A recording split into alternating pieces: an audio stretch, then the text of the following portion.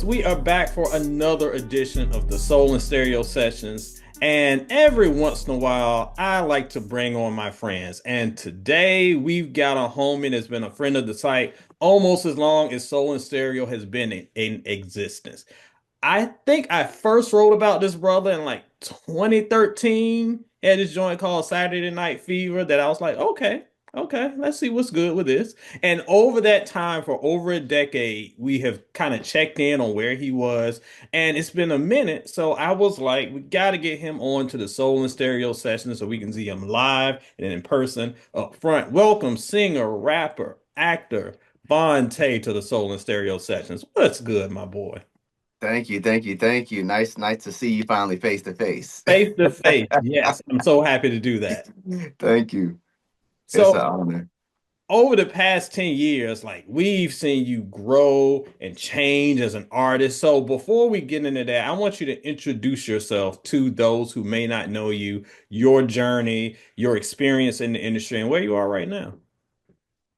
So my name is Vontae, of course. Grew up in Maryland, born and raised, small part of Maryland, Calvert County, country dirt road, stuff like that. Large family.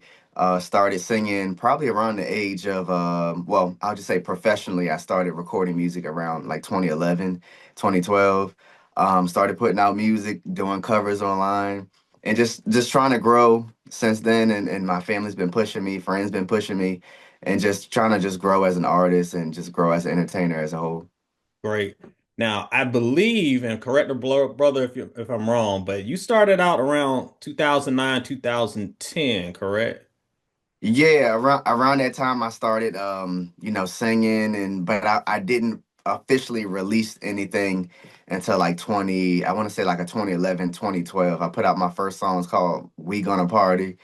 And yeah, from then I just, kept putting out stuff. But yeah, around 20, I say 2011 or 2012 officially, but 2009, like way back before then, I was singing before then, but official music, putting it out was like 2012. Now, that is a long jump. How has your style evolved since then? Or, and I mean, I know this because I've paid attention to your growth over the time, but how have you evolved as an artist and how has that kind of matched the times? Because you know the game is always moving. Yeah, so like right now everything is very visually driven. People really don't care that much about like the sonic part of it, the audio experience of things. Everything's very visually appealing to, like, they want to be visually appealed. My style has just changed over the years. I started off as like kind of rapping, singing pop music, and then going more into like the rap music, like maybe like 4 or 5 years ago. And then now more so fine tuning my artistry, my branding. I'm still learning how to do all of this stuff. And it's a little difficult as times have changed. Like you have to kind of work with it. And then as I've gotten into my artistry, as far as like my music sonically and just the way I dress, stuff like that. It's like stuff has changed. So now I gotta change again. And so it's all about balancing and finding your way through like the change that everything is like throwing at me. But yeah, I've definitely changed a lot from like hip hop to R&B now. So that's my primary focus, which is the R&B. So, how would you describe for those who may not have heard current Vontae? Like, what is Vontae currently in 2025? What's the sound? What's the persona? What are you delivering? I've really like behind the scenes without releasing this music. I've been working on a lot of different genres. Even my new single "Emergency" is a different sound than what I've done. More so now, it's like I said, is fine tuning that R&B sound, going back to the roots of like R&B, those bridges, the extended songs, putting that power and emotion into the music. But definitely, it's been a change since when I started. It's been a huge change. But you're saying what I want to hear. You got bridges, you got Yeah, power, you got emotion. Thank you. The game yeah, needs you. We need you. yeah, yeah. I mean, it's definitely missing that formula, like that down on my knees, begging, singing out in the rain. I'm out in by your window with a radio. You know what I'm saying? Yes, It's yes. like that type of R&B. New Edition, the Jodeci, the Casey and JoJo, like even way back before then, the Stylistics, the Delphonics, the Whispers, Uh, like people like that, the Smokey Robinsons, the Luthers, the Ray Charles, the like it goes on and on. So it's definitely taking me some time to like fine tune myself. Some of my inspirations, Rick James and stuff like that, Bobby Brown, and kind of fine tuning who I am without trying to sound like them. But yeah, it's been a ride well, trying to fine tune all of it. you bring up some interesting points that I want to talk about before we get deeper into God Love and Emergency and all of those things. You mentioned an era of R&B that, quite honestly, is like in the past. From the Stylistics and Delphonics, two of my favorites, to that 90s era. Y'all know I love me some Keith, Jodeci, Silk, that era. But I Hmm. miss begging R&B. What happened? What do you think from an artist perspective happened that we had this giant shift into romantic longing R&B to kind of what we got now?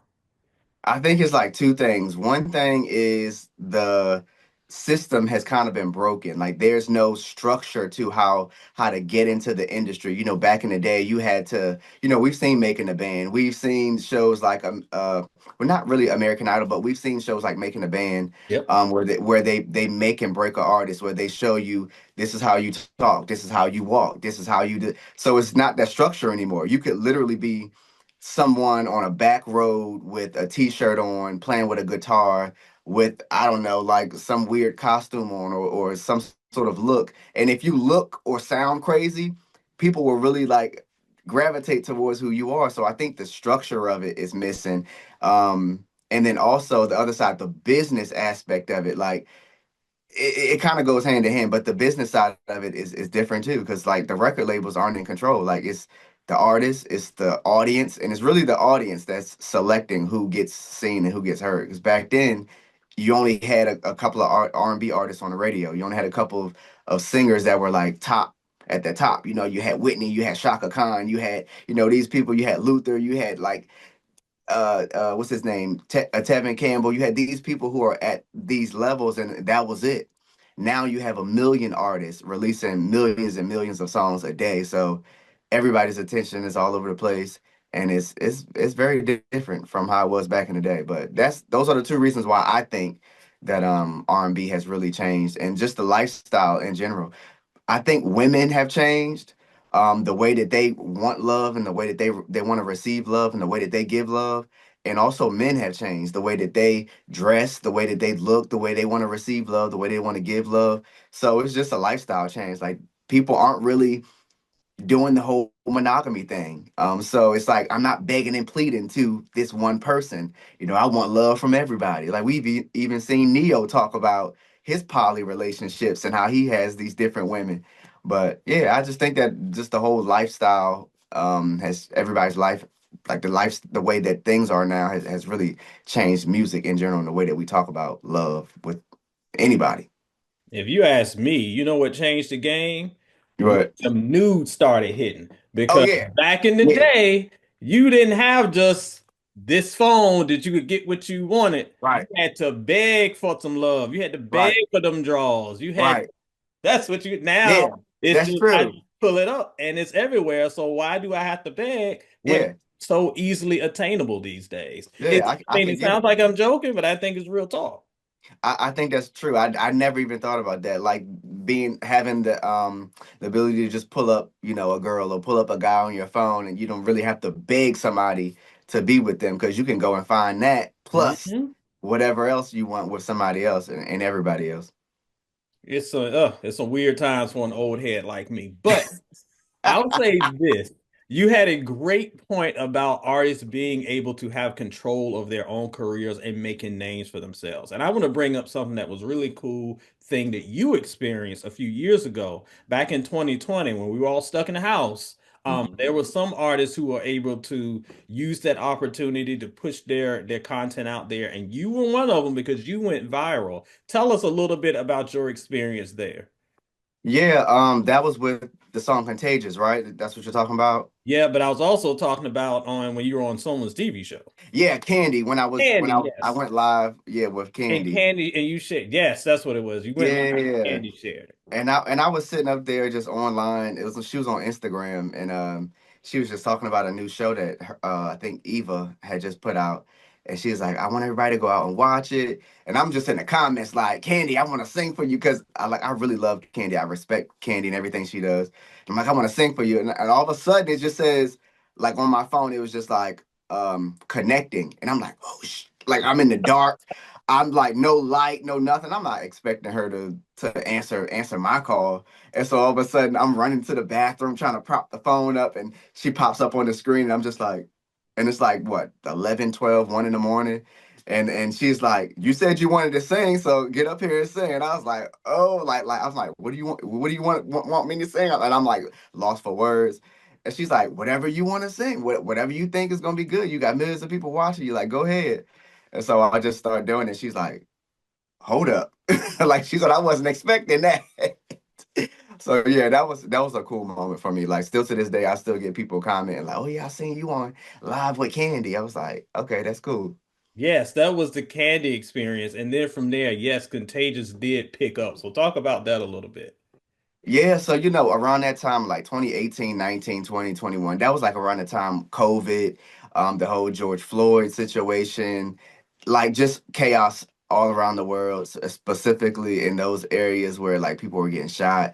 And I felt compelled to just write music. And it happened to be a hip hop song called Contagious, just talking about like how does it feel to be racist? Because the world is going crazy. And every black man ain't ran from his sight. And every black man wanna speak up for his rights. And every black man has a right to live his life. Life. How does it feel to be racist? It must be contagious, 'cause the world is gone crazy. And I was just saying that it's like contagious because it feels like it just kept building and kept building. And we had a president that just kept, inciting this type of rhetoric to everybody. So I wrote this song and I commented a link under J. Cole's page because that was the first time he ever talked about it. So everybody was going crazy under his page. So I commented, and after that, it's just been going, going, going, going. People been hitting me up about like doing more songs like that. And of course, it's still getting those streams still to this day. I was so happy to see it. I was like, oh, there's my boy. He's doing well. So it just shows good things comes to those who wait. I was so happy for that. And this was also around the time you were doing a lot of your covers on social Yeah. media. What was your favorite one of the covers that you did? I want to say my favorite one probably would have to be "And the Beat Goes On." Like I remember filming that in my apartment with a light against the white wall. Got the lights going. I had my wine in my cup, and that's the thing too. Like everybody keeps getting on me. They're like, "What's in that cup that you always carrying around? Why you always got a cup in your hand?" I'm like, "Damn, y'all don't know. Back in the day, artists used to have their thing. Yes, they James did. Brown used to have his coat." He'd be on the stage, he'd get down, they put a coat on him, he'd throw it off, he'd go back into it. Michael Jackson had his socks, his jacket, his glove, the hat. You know what I'm saying? Like everybody had their thing. Cisco had the blonde hair. So everybody had their own thing in R&B. And so I'm like, this is my thing. I just started doing it and I noticed it after I started editing my videos. I'm like, dang, I always got a cup in my hand. And it came from my cousin because everywhere we go to a party, her cup could be empty with no ice in it. She still got that cup and she just like rocking. So it's like my family, all of my family, we do that when we're partying. You see us in like videos or whatever. Everybody got a cup in their hand. They drinking, even if it's just some ice in there. They dancing with that cup in their hand. I don't know why they do it, but so I just picked up on that. But I yeah, love it. You're right. Everyone has a distinguishing feature. And again, this is something that I feel like is a little bit missing from the game today because it gives that personality. You mentioned right. it's so easy for artists to do, dress in a costume, do some gimmicky thing. But I mean, Yeah, something as simple as a cup can help establish, all right, here come Tay with that cup. What with he that gonna damn do? cup. So I love that you have put your stamp on that. That's very fun. Yeah, shit. I might have to put out a line of red cups. Who knows? Yes. Like I'm gonna do something. Market that thing. I ain't mad. Get Yeah, the coins. right. So, so real quick, I want to talk about your latest single, Emergency. As the recording of this video, this just dropped like last 2 weeks or so. It's pretty Mhm. new. I love the production, but this is something different from you, as you mentioned a little earlier. What was the vision for this one? So the vision goes with like it's gonna be a string of different singles that go towards the end of the year. I have like two or three albums that one is done. It's a Halloween album, so that's gonna be at the end of the year. And then I have another one that's hopefully if I can get like these last couple of songs done, it'll drop before I want to say at least before July. And so I wanted to keep my fans obviously, engaged and give them something as these projects are being worked on. So I wanted to just continue to put out music. So Emergency was something that I had on my hard drive, and I was like, you know what, let me go back and play with this sound. I think Chris Brown had came out with a couple of records that had that like dance hall sort of sound, and it started to pick up. Some other artists started to do some music that was like that. So I was like, you know what, let me try to see if I could do something like that. And I've been really, really pushing myself the last couple of years to write more outside of the box because I feel like that challenges me to write for other people if I ever wanted to write for somebody else. And yeah, just challenging myself lyrically as a artist. I feel like even if you don't release certain music, try a pop record, try a hip hop record, try a country record because you never know in those elements. Each one of those elements require you to be a little bit different than you are, with the R&B record. You're gonna put more soul, more boom, boom. When you do a pop record, you might want it to be a little bit more catchy, so you might be more focusing on like the melody or whatever. With the country record, it's gonna require you to have some sort of structure, some sort of storyline. So you're gonna be different with that. With rock and roll, it's gonna require you to be a little bit more, have a little bit more energy. So with every genre that you do, you got to kind of bring something different to the table. So I try to, dip and dabble in R&B, pop, hip hop. So Emergency was like one of those dance hall records. I tried to reach out to someone. I went on a cruise. I was on a cruise, and one of the she's like I don't know what they call them, but she's like the hype person. And Mhm. I think she was from Trinidad, and I loved her in accent. I was like, your accent is so like beautiful. I love your accent. And I actually reached out to her to have her to do something, but she didn't do it. And so I was like, you know what? I'm an actor. Let me try my hand at doing it. So I just did some of the backgrounds and ad libs. I I feel didn't like it realize came. that was you. Dope. Yeah. Yeah. So yeah. It worked perfectly. Yeah, and I love that Yeah. this is an opportunity for you to give us different sides of you. It's not just one side. I'm interested in this Halloween project because Oh we yeah. so much from you from the social justice side to this album. This single. We'll get to the album in a second, but this one just has that energetic, like you mentioned, that dance hall vibe.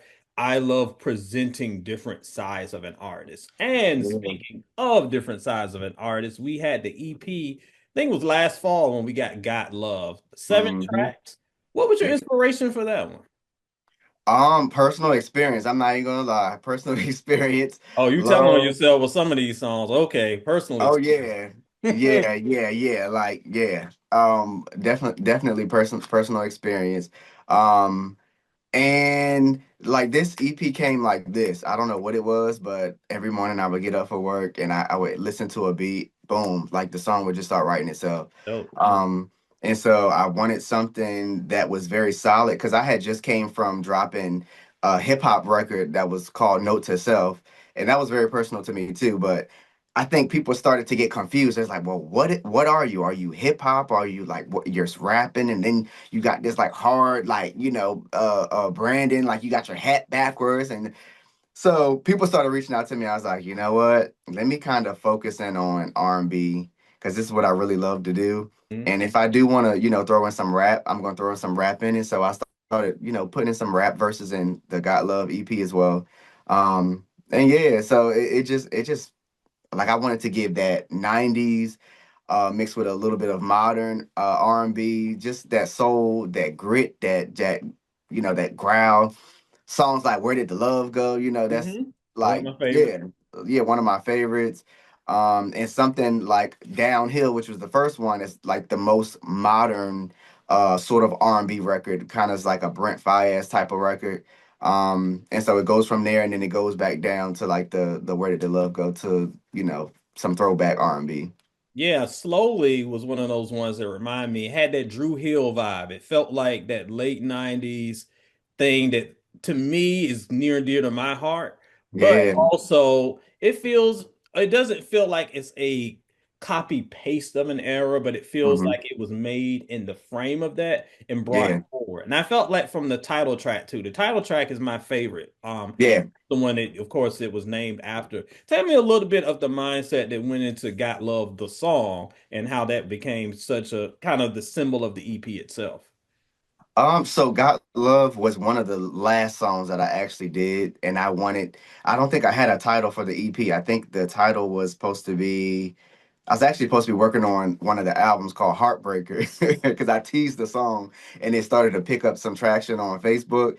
And everybody's like, put this song out now, put it out now. And I'm like, I don't think it's going to fit with this EP that I just started working on. So Got Love was a record that I wanted to be like a single that I could hear on the radio. I wanted to be catchy. On the plug, got LOVE, what you Mhm. need. It's on the plug. And I just felt like that's something that you could remember in your head very easily. So it's the title track. And I feel like it sums up like the body of the entire EP. So it's talking about like you've been on my mind. I think it's time to face this music. Basically talking about like, yeah, it's time for us to sit down, have this conversation. But it's also about having issues in your relationship, but also the sex being a piece of it that's like, damn, I gotta make a decision because this is too good, and it's like I don't know if I really want to let it go. And so the first half of the song is basically like me confronting the situation. Then the mid part is like me transitioning to the ending where I'm like, damn, the sex is so good. And I know you did this and this, but like I'm gonna keep rocking with you. And then that's when it goes into the next couple of records that kind of let you know like this is not going to really work. Then the ending is Where Did the Love Go? So Got Love actually also was heard by Timbaland. Oh, Nobody knows that. I haven't posted it yet, but Timbaland is like a full reaction of Timbaland listening to it. I think he listened to it like the first like maybe 30 seconds or 60 seconds. But he was like vibing to it. At first he was kind of like, okay, like where the hell is this going? And then he was like, this is different. And he looked over to the dude in the studio. He was like, this is different, ain't it? And he was like, yeah. He's like, where you from? And I'm like, Timberland. I'm from where you from, the yeah. DMV area. And he was like, wow. The only critique that he did give me, he was like, I want you to get into the studio with some more writers and work on tightening up your like lyrics. And I was like, okay, lyricism is kind of subjective. We Mhm. have some very basic R&B pop songs, and even some of Timberland songs can be, but it's like it's what you like, and what's your thing. But I definitely appreciate his feedback, him listening, giving his ear to any of the artists that came on there, but especially me, because I've been trying to get him to, see me for a while. So he heard it. He loved the song, and he was like, "I'm gonna put you on that bench." So he says he's gonna put you on a bench, meaning he's gonna have you on the sidelines. If he ever want to reach out to you again, he'll save the song. He'll go back and listening to you. And yeah, so I was happy that Timberland heard a piece of the Got Love EP and he liked it. That is dope. I did not know that story. So thank you for sharing that exclusive right here. I love Yeah, when the legends can give back and show love to some artists who are up and coming, and you deserve it. thank you, thank you, thank you. Yeah. Now, speaking of R&B, we talked a little bit about this earlier on, like the R&B, like where we are from where we were to where we are now. I want to take a Hmm. little temperature check and see what my boy thinks about this. Where do you judge the current state of R&B right now? Where do you think we are? I think we are. I honestly, I feel like if you think about like a rocket ship, right? Mhm. The rocket ship sits there, it heats up. All the levels and everything has to be right. For a second, like maybe like 3 or 4 years ago, I felt like it was going and then it stopped because like certain artists would put out music and people wouldn't recognize it. I'm like, how is this not number one? How is Right. these songs above this song? So like now, when you have artists like Lucky Day, when Mm-hmm. you have artists like Duran Bernard, Yes, when you sir. have artists like Coco Jones, Yep. Money Long, Mm-hmm. like these artists who maybe like 5 or 6 years ago, they probably wouldn't even have gotten like the attention that they're getting now. These artists are number one. Ari Lennox, like Yep. number one songs, like songs that you can, when the beat comes on, you're like, oh yeah, that's that song. So I feel like it's at a point where it's that rocket ship is like taking off, and I really feel like in the next 5 years, those artists that I just mentioned, even artists that are like a alternative R&B, like Josh Levi, I feel like artists like that, they're really gonna be me. We're gonna be like really like in the forefront because music is really gonna. I think people want that love back. Like everybody's doing 90s music, 80s music. Like look at Money Long's new single, Slow Grind. Yep. That was like a 90s type of vibe to it. Summer Walker is another artist. Um, and who else just put out a record that's like very like 90s and 80s? Um, it's a bunch of people, but I think everybody wants that feeling back. Tiffany Evans just put out another song. I think it's called Would You. Yes, I Um, haven't heard that yet. I saw it just drop. yeah, and it's really good. It has that like 90s R. Kelly like sort of vibe. And yeah, I feel like R&B music is taking off. Like I really do feel like R&B is gonna meet its way back with hip hop because hip hop is like right here, right? Remember back in the early, 90s and the mid 90s and the early 2000s when I need a girl to ride, ride, ride. I need a girl, Mm-hmm. and it was mixed with like that the rap and hip hop, like Fat Joe was doing records with R&B with like R&B artists, and you had Ashanti and Ja Rule, and like the R&B and hip hop was like this. Everybody was the Neo and the Remy Ma record. So was it So Good? Yep. Records like that where they were like rapping and singing, and even 50 Cent, girl, you know me now, and that like stuff like that.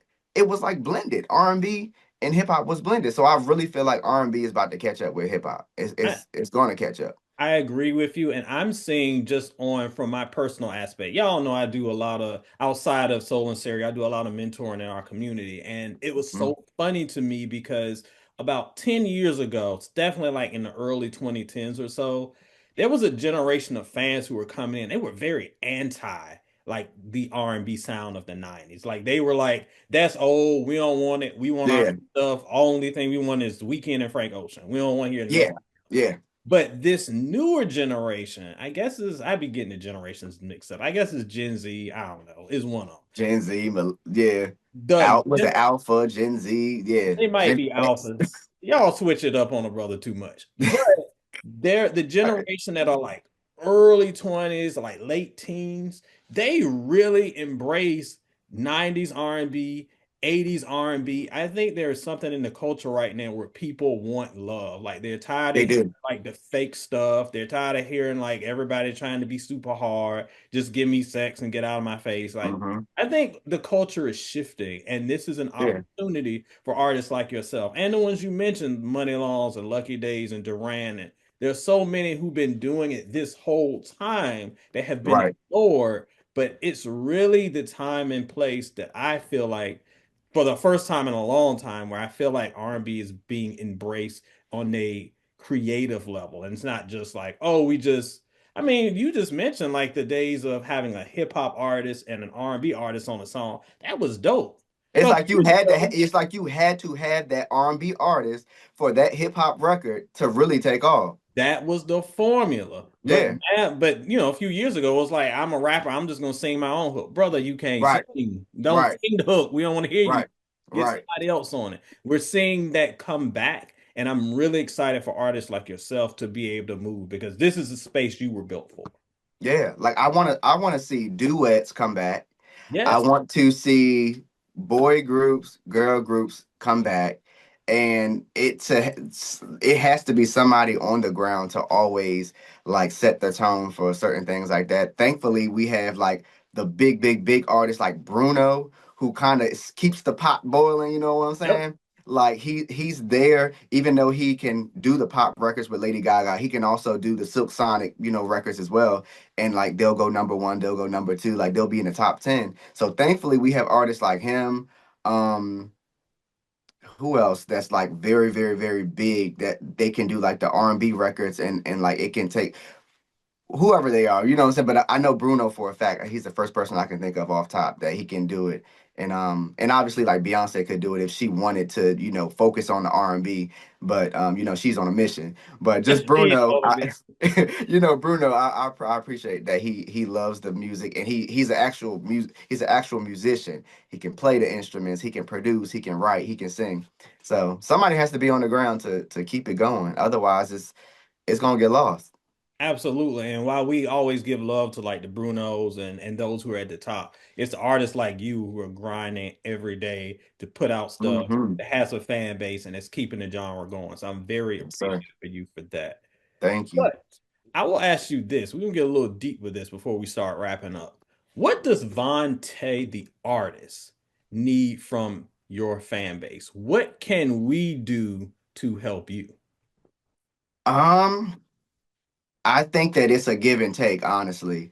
And I have to be honest because I do feel like sometimes I could push a lot harder, and it's like a coach. Um, I'm the coach, right? And I feel like the fan base, the audience, the listeners are the team. So if the coach isn't saying, "Hey, y'all, let's go," the team is like, "Okay, we can do whatever."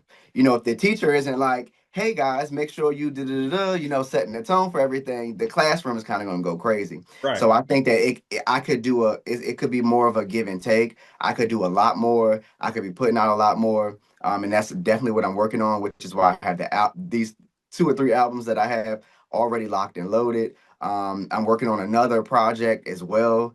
That's kind of outside of music, but it's still in music, but it's more on the what is it? Like the entertainment sort of. It's like a large brand. I'll talk to you more about it later. I just don't want to say it right now, but it's No, like a don't spoil it. larger. Don't give them a spoiler. It's cool. It's a larger brand, different thing that's outside of me actually singing and doing music, but it is a part of music.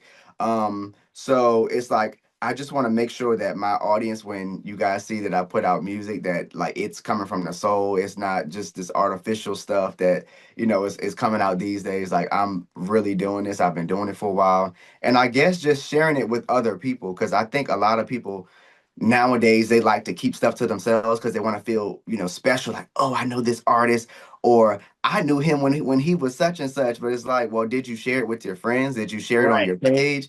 Because we have a lot of people, like even some people that I know personally, like every day I can touch and hug, that they see me every day and they're like, oh my God, this is my cousin, this is my da da da, and he sings. It's like, but you never share my stuff on your page. Nobody ever came to me and said, oh, your cousin told me to check this out. Or when I had a listening party, or when I had a performance, you never came. So the thing that I ask now more than ever is to share, because I think that with so much going on, everybody needs like that opportunity to be seen, and to that's really the only thing that's separating anybody that has talent, is the opportunity to be seen and to be heard. So that's all I ask. Share and engage, and just share. Engage, share. That is beautiful, and that's some real talk. Because look, y'all, when this man blows up and he on the Grammy stage, I don't want to hear nobody saying, that's my cousin. I mean, why? Oh, I ain't know you never shared a post. We know. So, like, Right. put your money where your mouth is. If you support an artist, if you support R&B, whatever your genre, that's what you do. That's what we do here at Soul and Stereo. We're happy to put on our guy, 'cause this is our guy. Very proud of what you've done and looking forward to the future. So, Yes, sir. let us know. Tell the people where they can find you. You can find me on, just go to Google, type in my name, VON space TAE. I worked very hard on getting my Google Analytics and everything set up. So I feel like it's very easy. Or if you just go on social media, type in the official Vontae on Instagram, Vontae on YouTube. I've been working very hard to get my name, because I'm battling with one other Vontae. I think it's Vontae Davis from the Dolphins. So it's like me Yeah, and him. When you type my name in, he comes up. So now I got it to where when I type my name in, he's second under me. So smart man. I've been flooding the internet with content, and like even like under the file names, just type making sure I put my name in. So when I upload anything, my name comes up. So that was something that I was slipping on. But yeah, just make sure you just go any social media site other than Twitter or X, because they blocked me a long time ago when Contagious came out, and the whole Trump stuff, and I put out the song, and yeah, I've been blocked. I haven't been on Twitter with my own personal page in a long time. Ever since then. It's funny you say that. We'll have to talk about this offline. But yes, I was like, Vontae hasn't tweeted in a long time. Yeah, You know why? yeah. They blocked me. Yeah, I went off on Trump and Tommy Lauren. Well, I ain't gonna get no argument here from over here. Nope. Shout out to my boy Vontae. Thank you so much for joining us today. And again, if you heard what we talked about today, make sure you support great R&B. Go listen to Emergency right Please. now. That is available everywhere you can find your streaming music, as well as the Got Love EP and a bunch of other EPs too. Note to self, a lot of stuff out there. My man's been doing it for over 10 years. So, Yes, Vontae, sir. thank you so much for joining us. And thank you for watching Play On Players. We'll talk to you soon.